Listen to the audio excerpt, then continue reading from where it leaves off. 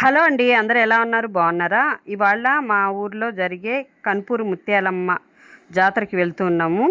అక్కడ 3 రోజులు జరుగుతూ ఉంటుంది. ఈరోజు రెండో రోజు వెళ్ళాము. మూడో రోజైతే ఎక్కువ జనాభా ఉంటారు. అక్కడ ప్రత్యేకత ఏందంటే అమ్మవారు ఏమి అడిగినా సరే వెంటనే తీర్చేస్తూ ఉంటుంది. మూడో రోజు ఏందంటే పొంగళ్ళు పెట్టుకుంటూ, వేటలు కోసుకుంటూ అట్లా ఉంటారు ఎక్కువ. ఎక్కువ కూడా పల్లెటూర్ల నుంచి ఎక్కడెక్కడి నుంచో కూడా వస్తూ ఉంటారు.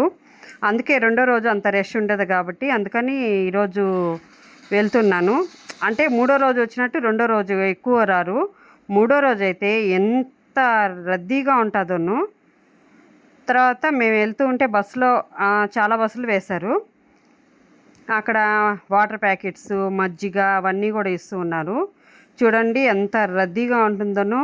చాలా బస్సులు వేసినా కూడా చాలామంది జనం వస్తూ ఉన్నారు కదా, అందుకని రద్దీ ఎక్కువ అయిపోతూ ఉంది. తర్వాత ఏమో మేము బస్సు దిగంగానే ఇంకా పోలేరావు వచ్చేసింది. పోలేరావుకి దండం పెట్టుకొని ఇంక బయలుదేరుతున్నాము. ఇక్కడ ముత్యాలమ్మ, పోలేరమ్మ ఇద్దరు ఉంటారు. ముత్యాలమ్మ దగ్గర నుంచి పోలేరావు గుడి కొంచెం దూరము. తర్వాత ఫస్ట్ ముత్యాలమ్మని దర్శనం చేసుకొని పోలేరమ్మ కాడికి పోవాలి. ఇక్కడ ప్రత్యేకత సంవత్సరానికి ఒకసారి అమ్మవారి జాతర జరిపిస్తారు. మళ్ళీ కూడా వారాలు, ఆదివారాలు, మంగళవారాలు అట్లా పెట్టుకుంటూనే ఉంటారు. జనాభా చూడండి ఎట్లా వచ్చున్నారను. ముత్యాలమ్మ తల్లిని దర్శనం చేసేసుకున్నాము. తర్వాత పోలేరమ్మ కాడికి వచ్చినాము. పోలేరమ్మ కాడ ఏంటంటే మనం అంటే చుట్టూరు గుడి కట్టి, అంటే గుడి ఆమెకి పైన వరకు అట్లా ఉండదు, చుట్టూ వైపులా ఉంటుంది.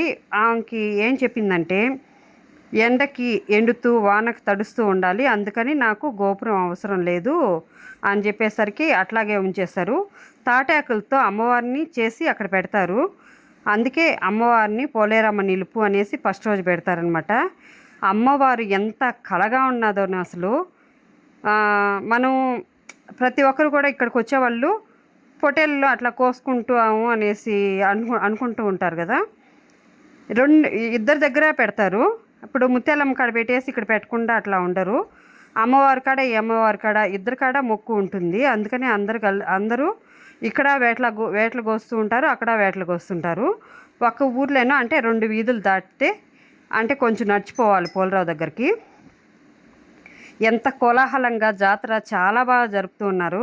ఈ మధ్య కరోనా వచ్చింది కాబట్టి అప్పటి నుంచి ఎక్కువ జనం, అంటే ఆ సంవత్సరం మరుసటి సంవత్సరం అట్లా లేరు.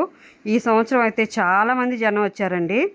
ఇక్కడ ఎక్కువ ఇసుక ప్రాంతం, ఇక్కడ జీడి మామిడి అవి ఎక్కువ ఉంటాయండి. తర్వాత దర్శనం చేసేసుకున్నాము. ఇంకా పిల్లలకి ఇంకా బజ్జీలు, ఫ్రైడ్ రైస్ అవి కావాల్సింటే వాళ్ళకి అవి తీసిచ్చాను. మనం పిల్లలకి ఏదన్నా ఇక్కడ వచ్చినప్పుడు తినిపించామంటే వాళ్ళు చాలా సంతోషంగా ఉంటారు. దర్శనం అయితే చాలా బాగా జరిగిందండి. తర్వాత ఇంక బయలుదేరుతూ ఉన్నాము. అమ్మవారు ముత్యాలమ్మ చాలా వైభవంగా ఉన్నారు. మీకు నచ్చినట్లయితే లైక్ చేయండి.